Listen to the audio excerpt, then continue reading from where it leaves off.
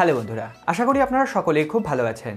আজকের এই এপিসোডে কোনো রকম টেক নিউজ নয়। আজকের এপিসোডে আমরা কথা বলবো ইনফিনিক্সকে নিয়ে। এবং ইনফিনিক্স তার প্রচলিত ঘটনা থেকে কিন্তু এবার বেরোতে চলেছে এবং তারা আনতে চলেছে ভারতের বাজারে ইনফিনিক্স নোট 7 এছাড়াও ইনফিনিক্স 08। প্রথমে বলে দিই, নোট 7 কিন্তু আমাদের ভারতবর্ষের আগে বাংলাদেশে অলরেডি লঞ্চ হয়ে গেছে। 30 তারিখ থেকে হয়তো এটা সেলও শুরু হয়ে যাবে।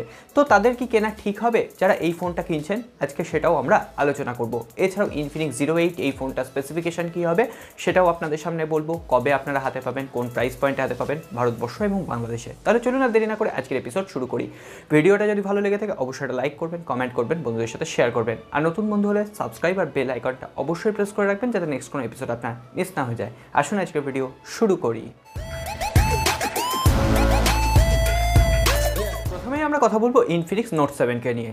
এই ফোনটি বাংলাদেশে অলরেডি লঞ্চ করে গেছে এবং 30 তারিখ থেকে প্রথম সেল। ফোনটির যে 4GB 128GB র্যাম ভ্যারিয়েন্ট তার দাম রাখা হয়েছে 15,990 টাকা, 16,000 টাকার আশেপাশে। অর্থাৎ ভারতবর্ষের বাজারে এর বেস ভ্যারিয়েন্ট 4GB 64GB 10 থেকে 11,000 টাকার প্রাইস পয়েন্টে আপনার পাওয়ার কথা।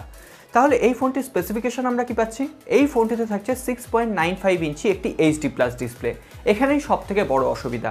এখানে এই প্রাইস পয়েন্টে আমরা আশা করেছিলাম ফুল HD+ ডিসপ্লে দেবে ইনফিনিক্স, যদিও দেয়নি। কিন্তু আপনারা যারা বড় ডিসপ্লে পছন্দ করেন তারা এই ফোনটিকে একবার ভেবে দেখতে পারেন। কিন্তু হ্যাঁ, HD+ ডিসপ্লে এখানে আপনাকে কম্প্রোমাইজ করতে হবে। এছাড়াও ডিসপ্লেতে কী ধরনের প্রোটেকশন ইউজ করা হয়েছে তার কোনো অফিসিয়াল কনফার্মেশন কিন্তু এখানে দেওয়া হয়নি। সুতরাং এই ফোনটা কিনলে আপনাকে একটা স্ক্রিন গার্ডও কিন্তু এই ডিসপ্লেতে ইউজ করতে হবে। এরপরে যদি আমরা ব্যাক প্যানেলের কথা বলি তাহলে অবশ্যই ইনফিনিক্স এখানে একটু ভালো কাজ করেছে। যে ব্যাক প্যানেলের ডিজাইনটা সামনে এসছে অবশ্যই গ্লসি বডি ডিজাইন, পলিকার্বনেট থাকছে এবং এই প্রাইস পয়েন্টে এটাই স্বাভাবিক।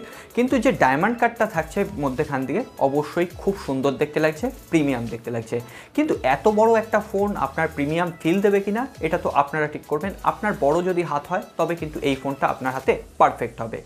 এরপরে যদি আমরা পারফরমেন্স নিয়ে কথা বলি, মিডিয়াটেকের হিলিও G70 প্রসেসর এখানে ইউজ করা হয়েছে, যেটা কিন্তু একটি গেমিং প্রসেসর এবং এন্ট্রি লেভেলের ফোন হিসেবে অবশ্যই একটা ভালো প্রসেসর। আপনি পাবজি বলুন, অ্যাসফল্ট বলুন, এই ধরনের গেম আপনি নর্মাল গ্রাফিক্স সেটিংসে অনায়াসে খেলতে পারবেন, কোনো রকম অসুবিধা হবে না। এছাড়াও এর ডিসপ্লে সাইজ বড় থাকায় আপনি গেম খেলার জন্য আলাদা একটা অ্যাডভান্টেজও পাবেন। তো সেক্ষেত্রে বলবো মিডিয়াটেকের প্রসেসরগুলো একটু ওভারহিট হয়। এই ফোনটাতে নাকি ওভারহিটের প্রবলেমটাও নেই। তো অবশ্যই একটা ভালো অপটিমাইজেশন হয়তো ইনফিনিক্স এখানে ইউজ করেছে। Out of the box Android 10-এর সাপোর্ট থাকছে, এছাড়াও এখানে XOS এর কাস্টমাইজেশন থাকছে।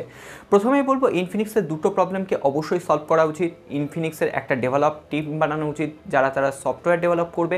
তো সেক্ষেত্রে ইনফিনিক্সের ফোনে আপডেট আসতে বহুত লেট হয়। এর সাথে সাথে ইনফিনিক্সের যে ইউজার ইন্টারফেস আছে অবশ্যই ল্যাগি, এটাকে কিন্তু আরও ভালোভাবে অপটিমাইজেশনের প্রয়োজন। তো সেক্ষেত্রে বলবো ইনফিনিক্সকে অবশ্যই এই ব্যাপারটার দিকে নজর দিতে।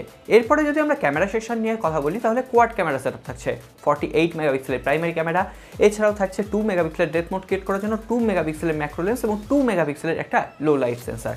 প্রথমেই বলে দিই, তার মানে আপনি এখানে একটা সিঙ্গেল ক্যামেরা পাচ্ছেন 48 মেগাপিক্সেলের। বাদবাকি এই তিনটে ক্যামেরা দেওয়াও যা, না দেওয়াও তাই, কোনো কাজে লাগে না। সুতরাং এবারও ইনফিনিক্সকে রিকোয়েস্ট করব, লোক দেখানোর জন্য, লোক ঠকানোর জন্য এই সমস্ত ক্যামেরা না দিয়ে এর জায়গায় ওয়াইড অ্যাপারচার লেন্স অর্থাৎ ওয়াইড অ্যাঙ্গেল ভিউর যে লেন্সটা আছে সেটা দিলে হয়তো অনেক বেটার একটা কাজ করতো। আমি অবশ্যই এই ফোনটাকে অ্যাপ্রিসিয়েট করতে পারতাম। তো সেক্ষেত্রে ইনফিনিক্স কিন্তু এটা লোক দেখানোর উপর বেশি জোর দিয়েছে কোয়াড ক্যামেরা সেটআপ। এছাড়াও থাকছে 16 মেগাপিক্সেলের একটি সেলফি ক্যামেরা, 5 হোলের ভেতর থাকছে। এর সাথে সাথে এটাও বলবো এখানে ওই আটা ময়দা মাখিয়ে দিয়ে আপনাকে ফর্সা করে দেওয়ার একটা প্রবণতা কিন্তু দেখা যাচ্ছে। তো এরপরে যারা আপনারা আর্টিফিশিয়াল একটা ছবি ভালোবাসেন, ছবিটা অবশ্যই আই ক্যাচি হবে, তো সেক্ষেত্রে এই ক্যামেরাটা তাদের জন্য। এরপরে যদি আমরা ব্যাটারি সেকশন নিয়ে কথা বলি, 5000 মিলিঅ্যাম্পের ব্যাটারি থাকছে, 18 ওয়াটের ফাস্ট চার্জ সাপোর্ট থাকছে। তো সেক্ষেত্রে এই ফোনটাকে চার্জ করতে 2 ঘন্টা টাইম লাগার কথা। আমি বলবো এই প্রাইস রেঞ্জে অবশ্যই কিন্তু এটাও ঠিক আছে। এর সাথে সাথে যদি সিকিউরিটির কথা বলি তাহলে এখানে ফেস আনলক এবং ফিঙ্গারপ্রিন্ট সেন্সার দুটোই আছে এবং ফিঙ্গারপ্রিন্ট সেন্সার সাইড প্যানেলে আছে, যথেষ্ট ফাস্ট। সুতরাং ইনফিনিক্স কিন্তু আগের ভার্সনগুলোর থেকে এখানে যথেষ্ট ভালো কাজ করেছে এই ফিঙ্গারপ্রিন্ট সেন্সারের ক্ষেত্রে। অবশ্যই ইনফিনিক্স এগোচ্ছে, এটাই একটা ভালো কথা। এরপরে কনক্লুশনে যদি বলি, এই প্রাইস রেঞ্জে আপনি কিন্তু ইনফিনিক্স নোট 7 ছাড়াও রিয়েলমির বেশ কিছু ডিভাইস পেয়ে যাবেন যেখানে কোয়াড ক্যামেরা সেটআপ রয়েছে এবং ওয়াইড অ্যাপারচার লেন্স রয়েছে। আপনি আপনার প্রায়োরিটি বুঝে এই ফোনটাকে বেছে নেবেন। এই ফোনটা কিন্তু একেবারে ফেলনা নয়। আপনি আপনার প্রায়োরিটি বুঝে যদি এই ফোনটাকে ইউজ করতে পারেন অবশ্যই একটা বেটার চয়েস। এবং ভারতবর্ষের বাজারে যখন আসবে, এটা যদি 10,000 টাকার প্রাইস পয়েন্টে আসে, এটাও আপনারা যারা বড় ডিসপ্লে চান, এখানে একটা ভালো লুকস চান এবং সেক্ষেত্রে 5000 মিলিঅ্যাম্পের ব্যাটারি, 18 ওয়াটের ফাস্ট চার্জ সাপোর্ট, এই ফিচার্সগুলো কিন্তু অবশ্যই ভালো রয়েছে। এরপরে আমরা কথা বলবো ইনফিনিক্স 08 এই ফোনটাকে নিয়ে। এই ফোনটাকে নিয়ে অলরেডি টেক নিউজে আমি খবর দিয়ে দিয়েছি এবং এই ফোনটা অলরেডি মালয়েশিয়ার বাজারে লঞ্চ করে গেছে এবং এই ফোনটা যদি ঠিকঠাক প্রাইস পয়েন্টে ইনফিনিক্স ভারতবর্ষ এবং বাংলাদেশের বাজারে লঞ্চ করতে পারে একটা হাড় কাঁপানো ডিভাইস হবে, কারণ এতটাই একটা মারাত্মক স্পেসিফিকেশন সেখানে দেওয়া হয়েছে। এখানে দেওয়া হয়েছে মিডিয়াটেকের হিলিও G90T প্রসেসর। হ্যাঁ, আজকে যেটা আমরা রিয়েলমি 6-এ পাচ্ছি সেই একই প্রসেসর দেওয়া হয়েছে। এখন যদি ইনফিনিক্স এটাকে ঠিকভাবে অপটিমাইজ করতে পারে অবশ্যই এই ফোনটা কিন্তু একটা পাওয়ারফুল ডিভাইস হবে এই প্রাইস রেঞ্জে। এরপরে যদি আমরা ডিসপ্লেকে নিয়ে কথা বলি, এখানে থাকবে 6.85 inch full HD plus full view IPS প্যানেলের ডিসপ্লে। এখানে কিন্তু ডুয়েল পাঞ্চোল ডিসপ্লে থাকছে, ডুয়েল পাঞ্চোলের ভেতরে ডুয়েল সেলফি ক্যামেরা অবশ্যই আছে, সেটা নিয়ে একটু পরে কথা বলছি। এছাড়াও এই ডিসপ্লেতে রয়েছে 90 হার্জের রিফ্রেশ, 180 হার্জের টাচ স্যাম্পলিং রেট, অবশ্যই একটা বড় পাওনা ইনফিনিক্সের ডিভাইসের কাছ থেকে। এরপরে যদি আমরা ফোনটির ক্যামেরা সেকশন নিয়ে কথা বলি, 64 মেগাপিক্সেলের প্রাইমারি ক্যামেরা থাকছে 8 মেগাপিক্সেলের ওয়াইড অ্যাপারচার লেন্স, থাকছে 2 মেগাপিক্সেলের ডেপথ মোড ক্রিয়েট করার জন্য এবং থাকছে 2 মেগাপিক্সেলের একটি লোড লাইট সেন্সার। এছাড়াও সেলফি ক্যামেরা থাকছে 48 মেগাপিক্সেলের প্রাইমারি সেন্সার, 8 মেগাপিক্সেলের একটি ওয়াইড অ্যাপারচার লেন্স। সো বুঝতেই পারছেন ক্যামেরা সেকশনে একটা গ্রেট ইম্প্রুভমেন্ট হয়েছে, ডিসপ্লে সেকশনে একটা বড় ইম্প্রুভমেন্ট হয়েছে।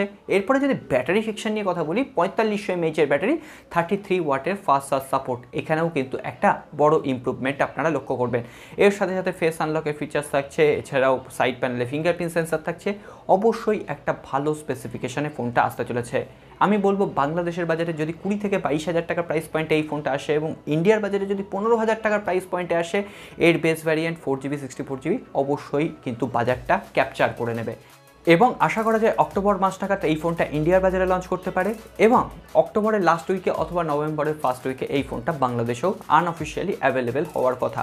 এখন দেখা যাক ইনফিনিক্স নোট 7 কতদিন পরে লঞ্চ করাচ্ছে দেখছি। এখন এই ফোনটা কবে লঞ্চ করাবে সেটা তো এখন ইনফিনিক্সই বলতে পারবে। অবশ্যই ইনফিনিক্স এগোচ্ছে, এটাই একটা উপরি পাওনা। সো বন্ধুরা, আজ এই পর্যন্ত। কেমন লাগলো ভিডিওটি অবশ্যই জানাবেন, ভালো লাগলে একটা লাইক করবেন আর নতুন বন্ধু হলে সাবস্ক্রাইব আর বেল আইকনটা অবশ্যই প্রেস করে দেবেন যাতে নেক্সট কোনো এপিসোড আপনার মিস না হয়ে যায়।